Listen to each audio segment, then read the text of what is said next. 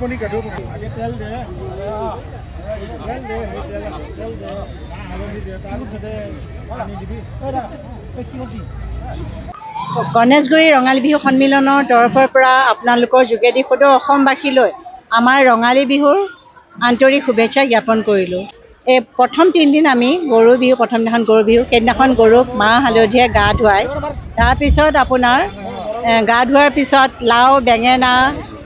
আদি শাক পাচলিৰে লাও খা বেঙেনা খা বছৰে বছৰে বাঢ়ি যা মাৰ সৰু বাপেৰ সৰু তই হবি বৰ গৰু সেইখিনি কোৱাৰ পিছত গধূলি যেতিয়া গৰুজনীক গোহালিলৈ সোমোৱা হয় গোহালিটো সুন্দৰকৈ মুচি কাচি নতুন পঘাৰে গৰুজনীক আমি আদৰি মাখিয়তী পাতেৰে মাখিয়তী মাখিপাত মাখি মৰে জাত জাত এই শব্দটো কৈ পেলাই আমি গৰুবিলাক আদৰি গোহালিলৈ লৈ যোৱা হয় আৰু সেইদিনাখন মাখিয়তী পাতে জ্বলাই পেলাই মহ খেদাও হয় আচলতে মাখিয়তী পাতো জ্বলাই দিলে মহ যায় বুলি কয় আৰু সেইটো এটাকে পালন কৰা হয় আমি এটা কি হয় সাংস্কৃতিক পৰম্পৰা বজাই ৰখা যায় দ্বিতীয় কথা সমন্বয় কোনো জাতি ধৰ্ম বৰ্ণ নিৰ্বিশেষে ইয়াতে সকলোৱে একগোট হৈ পেলাই আমি বিহু উদযাপন কৰোঁ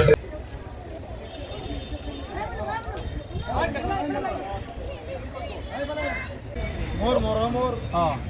केबार मार मोर मोर मोर खाइले खाबा लागिले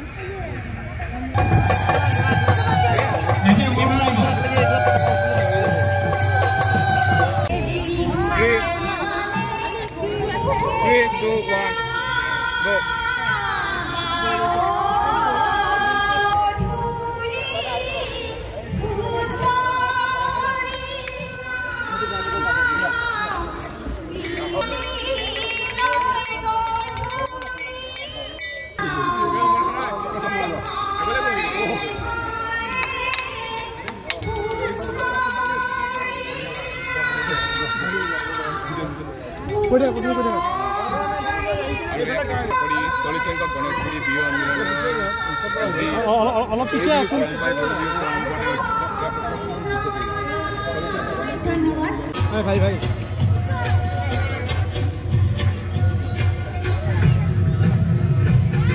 আমাৰ ভাৰতীয় সংস্কৃতিত যি আমাৰ বেদ উপনিষদ আজি আমাৰ যি বৰ্তমান আমাৰ বিহু আমাৰ আজি ঐতিহ্যৰ পৰাই আমাৰ স্বতঃস্ফূৰ্তভাৱে চলি আহিছে য'ত যিটো নেকি আমাৰ হয়তো কৃষি কৰ্মৰ লগত জড়িত যেতিয়া কৃষকসকলে পথাৰত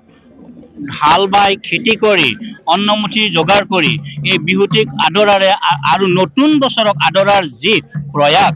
যেনেকৈ আমাৰ ধৰক গছৰ আজি গছে পাতে বনে পাত ফলালে আৰু ঠিক তেনেকৈও আমাৰ এই বহাগৰ বিহুতে আমাৰ যাক কোৱা আমাৰ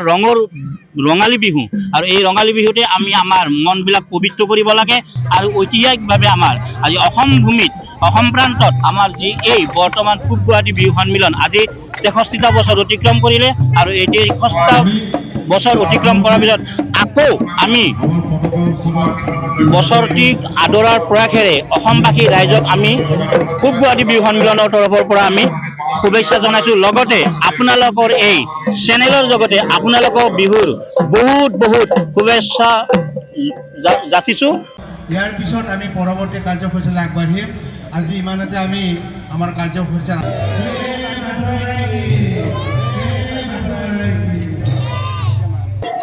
वैशाख महीना का जो हमारा बिहू होता है ना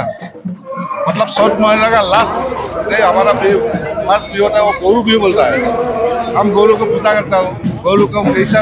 को आप सामान देखा है ऐसा खिलाता हूँ और उसका बाद उसको घास अच्छा से मतलब ढलाई कर देता हूँ वही नियम है हमारे आसाम का हाँ लाव खा हाँ ये तो बोलता है कि लाव खा बैंगन खा बसरे बसरे बाढ़ी जा मतलब बड़ा होने के लिए हम लोग को प्रार्थना करता हूँ आज का दिन में।